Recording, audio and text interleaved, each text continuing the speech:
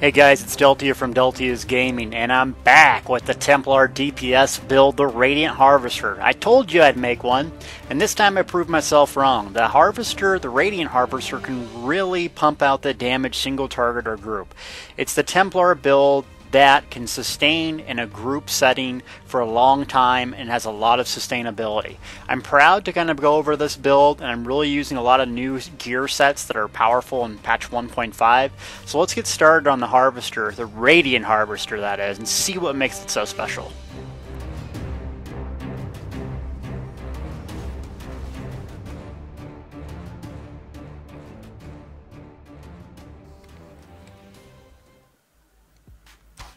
What's up, gang? Hey, it's Deltia, and we're going to go over the skills now of the Radiant Harvester after I just take down this little beefy mammoth here. And let's see what DPS I got. 850, 800, not too bad. We can display that with FTC. So that kind of tells you the premise behind the damage and where it's coming from and how. For this skill setup, I'm using Focused Aim is the snipe morph that I like the best because it increases our weapon power.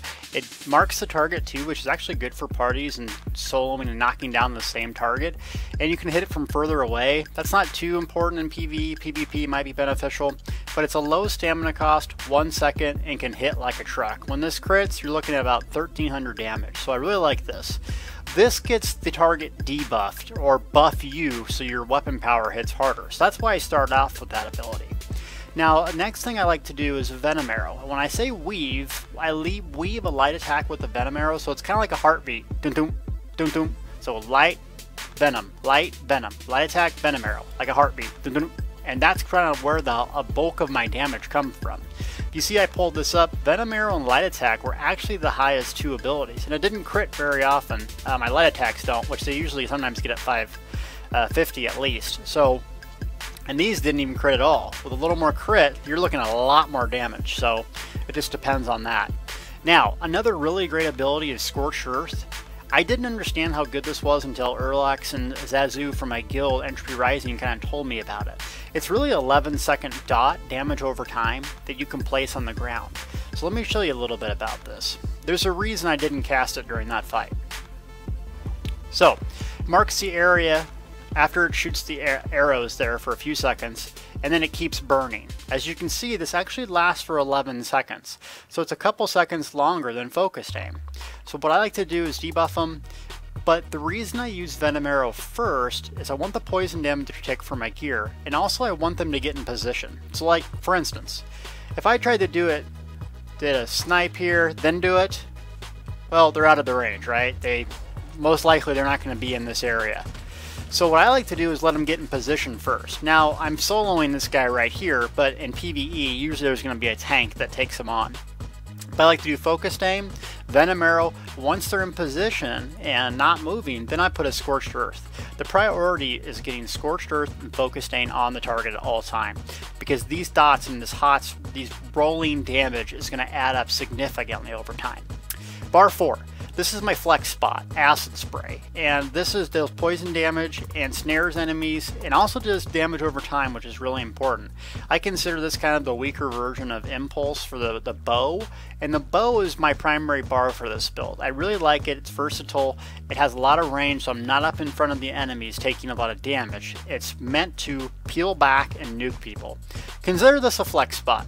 You don't have to have this because you do have decent AoE with Scorched Earth, and bar number 1, which is our two-handed, is really for AoE. So some of the alternate abilities that I put in here, I've used a lot. Reflective Light's really good. It's AoE, kind of a magic dump for us if we have excessive magic. I've even tried Power of the Light, but since I'm all medium, it's really going to be hard to make that hit hard, so I kind of consider that a DPS loss. Even Dark Flare, which nerfs or debuffs or healing received, so that's a really good ability too. Some other ones, Breath of Life if you're maybe soloing or struggling around, and then in the bow specifically, maybe even a Draining Shot if you want to get pushed back. Also some other abilities to think about, Scalding Ruin or Volcanic Ruin. This will CC him if you take the Volcanic Ruin, and Scalding Ruin will put a dot on him too. And I've even used Shadow Silk. which actually is a synergy that summons spiders. So get creative with that spot, and if you're doing Dragonstar Arena or some of the other dungeons, Evil Hunter is almost a must in that spot. So consider 4 your flex. Next up, Radiant Ore. This is why it's called the Radiant Harvester. I changed the morph on Repentance to this. It's just too powerful of an 80% buff for 10 seconds. With my stamina is like ridiculously overcharged. Let's see what happens when I use this sucker. My stamina is 154. So I'm getting back almost as much stamina as I can possibly use. And my crit's right at 50%. We'll get to the gear later, but just gonna give you a preview of how much that adds. Look, it drops down to 118. That's a huge percentage. And it gives the whole party that. Not to mention health as well. Health regeneration. So I really like this morph a lot better, and I need to level it up even more. Lastly, we have Flawless Dawnbreaker. It's our ultimate. Really like this slotted here for the additional 13% weapon damage. So that's bar 1, or bar 2 I should say, the bow. Whatever bar you have it on, this is where I spend most of my time. So I consider this a bow primary build first. I like range in this game because being up in the red circles, you're going to take a lot of damage, you're going to die a lot. And this gives me some safety, so I can kind of move and kite around. So let's just say that the target's in position and we're going to use a Focused Aim, Scorched Earth, and see what happens. So Focused Aim, Scorched Earth, get the Venom Arrow going, Acid Spray, and then I'm just weaving light attacks with Venom Arrow. And so I almost got 900. I really can get 900 if I'm not talking and doing this. And you can see the crit percentage and what's hitting really hard. Once again, it's Venom Arrow and light attack. So you're just keeping those buffs and debuffs up and just rotating between the two. Not to mention, if you use potions or you're in a party with a group, you're going to be hitting a lot higher numbers as well, because there's going to be more buffs and there's going to be more debuffs. So let's talk about bar 1. Sword, a big two-handed sword. I love this sucker. I don't consider this my primary DPS tool because I don't like to be in the middle of combat if I'm not a tank. It's just too risky sometimes, and I end up dying more times than I want. So what I do with this bar is kind of Rambo in and execute. The Templar by default does not have an execute ability, meaning you take more. The target takes more damage from your ability when their health reaches a certain meteor level.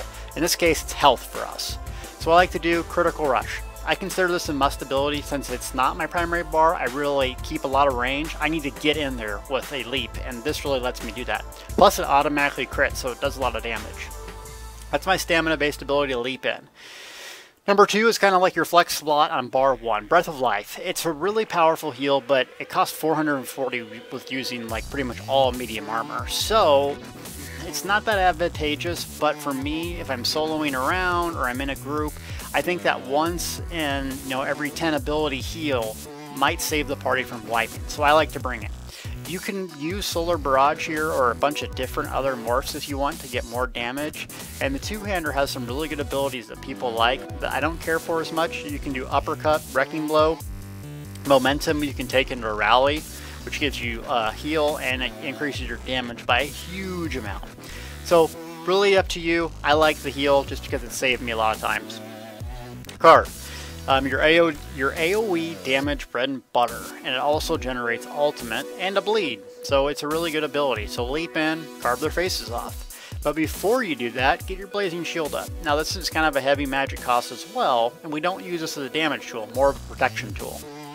So if you're playing in a group, consider Blazing Shield your #1 protection, and you could probably take Breath of Life off for something more advantageous in your two-hander bar. But I like Blazing Shield. It's my one magic ability that I go with because it deals damage, gives me about 850 to 900 points of shielding depending on my max health. And it returns damage. It's not going to return that much since we're not using light armor, but it's enough.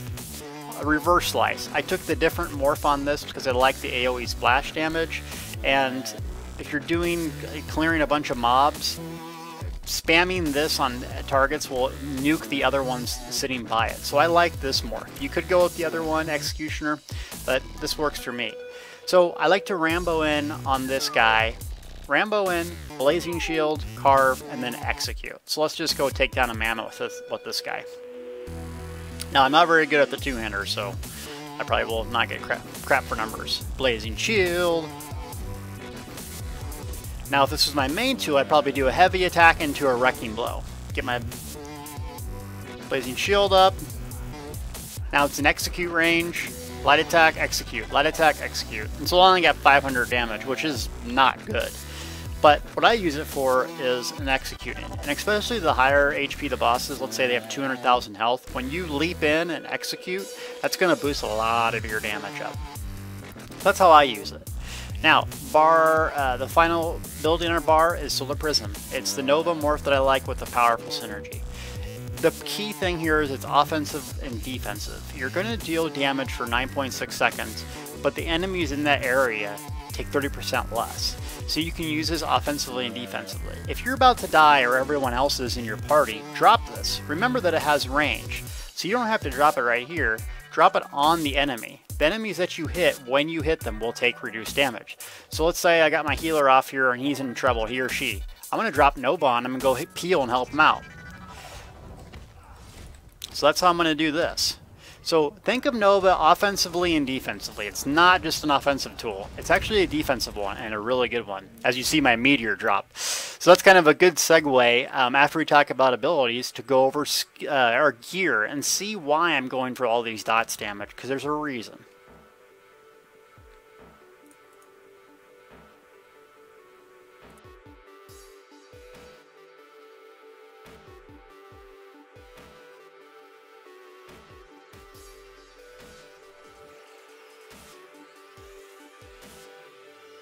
I'm the creepy little guy in the house sneaking up on people. Oh wait, Justice System's not in the game yet. But when it does, that's going to be really cool. So my gear setup, you've probably noticed I have the flaming, burning Predator type helm. This thing is sick. Let me tell you what it is. So I have a best in slot wish list on my site, deltiusgaming.com, but really I wanted to show you what I'm wearing currently and how you can get it. The most appealing thing here is these two set pieces that are in the new Undaunted part of the game. I have a whole written guide on it. You can go check my site out if you want to look at that. But what this does is gives you a 4% chance on dot damage over time, to basically drop a meteor doing flame damage. It does a massive amount, and it procs AoE. So I really like this two-piece set. Not to mention it looks amazing. Now you notice I have heavy and light on my head. Their sets are drops, so they come in all different traits and or weight. So you're going to have to run these dungeons a lot to get the exact trait, the exact weight that you want. Hypothetically, you want all medium armor, but you could maybe rock with light and heavy. Here's why. 1.5 added some Undaunted passives now that are really beneficial. This Undaunted Metal increases your health, stamina, and magicka by 1% based on the type of armor you're equipping. So hypothetically, if I had 2 points into this, I would get 6% health, magic, and stamina just for equipping 3 different types of gear. So there might be an actual incentive to do that type of thing. I haven't tested it fully. Obviously, I haven't unlocked it. So I would stick with medium if you get the choice. But just so you know, at least 5 pieces of medium does still work. As far as stats and whatnot on my gear, people always ask me a million different times what attributes. Don't worry about the attributes. Worry about the numbers you're trying to hit. But that's 2,800 health, and the rest in the stamina as far as that goes. I'm an Imperial, so for me, I don't have to put that many points into health. I have to have a ton into stamina. So that's really what I'm worried about. Stamina recovery, I keep that low because I'm going to keep rating ore up when I need it, or have another person do it. Weapon critical, it's going to depend on what I'm using weapon-wise. If I use my bow, I'm about set at 50. This is going to be determined by a lot of different factors, what gear you're wearing. Your weapon power, you really want it into the soft cap range. About 215, 225 is a really good range to get. Your goal here is to get above 50 so you can use the Shadow Mundus Stone. I'm still working on some pieces of gear, so I need to change that once I get this gear upgraded. So back to the gear, I walk a 2-piece set of this. Hypothetically, I wish it would be medium because that'd be 6% more crit.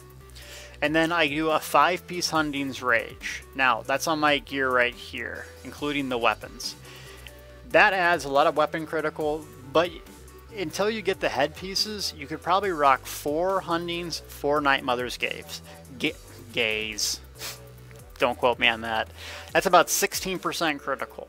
And you'd miss out on the weapon damage, but you could make it up somewhere else. So that's really advantageous for you. Right now I'm wearing the Shadowed Walker jewelry, which gives me basically weapon damage, stamina recovery, and max stamina. This is a PvP set. Now I am working on my Trials gear set. I think I only have 2 pieces, so I'm trying to get the 3rd piece maybe this week, and I'll probably swap it out there. There's even a better Trials one that adds poison damage to bow, so when I get that, great, but I'm working on that. So you could really rock any 3-piece necklace, jewelry, like Hawkeye's, Archer's Mine, something like that that gives you a bonus to stamina, weapon damage, or stamina recovery. So think about that. And then, because this is hard to get. Now you notice I have reduced cooldown potion. Why do I do that? So it reduces the cooldown on all my jewelry by 15 seconds. Potion cooldown lasts 30 seconds by default, so do the math. 15 seconds of downtime type of thing. But if you get the alchemy, if you get your alchemy up to 50 and get the medicinal use, potions results last 30% longer. So a little trick here that's been effective for me DPSing, if you see, is this weapon critic for 10 seconds. So let's use it here. That lights my feet up there. It's actually going to last a little bit longer because we have that passive, meaning more damage. And so with this reduced critical, you're almost always having the effects of potions when you need them. So if you need stamina back, you have Radiant Aura, and you have a potion. See how fast it came off a cooldown? Let's see what it looks like when we use one. Wow, look at that. Weapon damage huge. Weapon critical almost 70%. It's soared up. And look how long it stays there. So it's an expensive way to DPS, but if you keep these up and go pick a lot of flowers, you're going to be rocking the DPS numbers. Now if we went back and tried that exact same rotation on those mammoths with potions, a lot more damage. But just so you can do 900 without ultimates and or potions. That's what I use that. Now the weapons, I like to go precise obviously, but sharpen's a really good trait choice as well. So that's kind of the current setup I have. Endgame, mid-max completely, I would do a master weapon, 2 pieces, probably the Lich set. It's probably a little bit better. Haven't tested them on equal characters yet. A 5 piece of Hundings, and then 3 pieces of Trials gear. I have the full details on my site if you're looking for that, and also at the beginning of the screen. But really that's kind of the gear setup and how it works.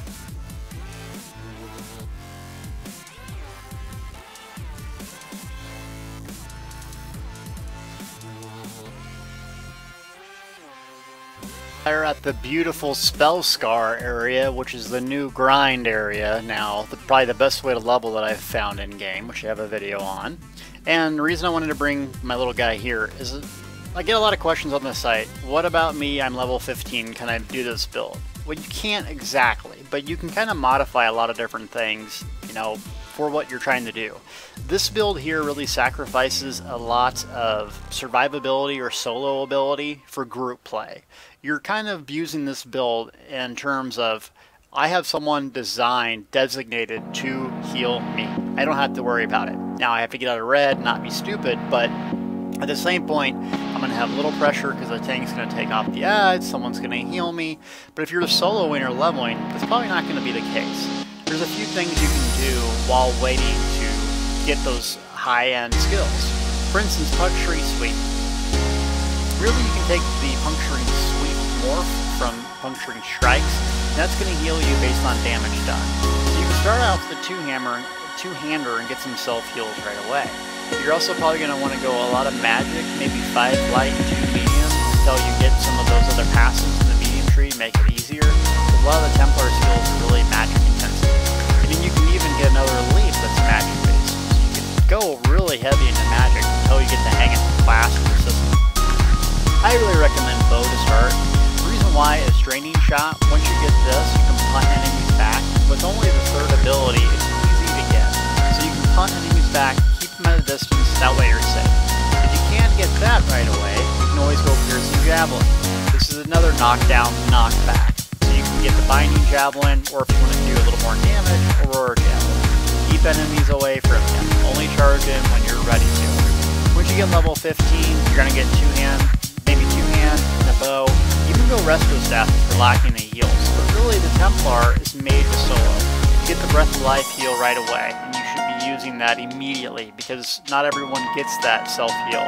It's actually the only class that has a burst self-heal in their skill line.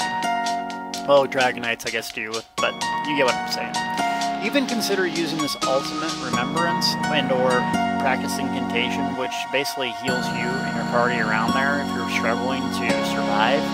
And this radiant aura morph that I took, you consider using repentance, because if you're leveling, you're going to have tons of corpses around. It's not going to be one huge boss with 2 million hit points. So that morph might be good until you reach endgame when you can really work on some things. So that's kind of what I would do until you get some of these really important passives that add up over time. Especially dexterity, that takes a little bit to get, and then you really want the reduced cost in your passives. So think about that. Range is good. Remember, this is a range for spill.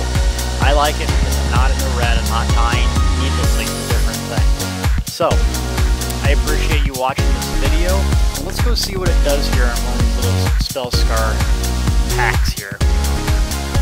Rambo! What did I say? Don't do that? Yeah, well I did it. You have a lot of versatility too. You can peel back, you got huge meteors flying there everywhere. Uh-oh, I'm about to die. Nope. Boom, breath of life. Now we're gonna finish these suckers. Boom, everything's dead. I got my shield up, life's good. So it's a real fun build. Try it out. Check out my site for the written guide if you're into that sort of thing. I hope this is fun and entertaining. I'm going to try to get a couple more builds on YouTube to show you what it's like. But it's hard to get a Templar DPS in the top end content. I mean, most people want me to play my Nightblade. Understandably so with the Veil Blades. But just so you know, Templars can do it too. It's not my preferred DPS class, but if it is for you, try this build out. See what you think. And please leave me a comment or go visit the site and give me some feedback. Thanks for watching.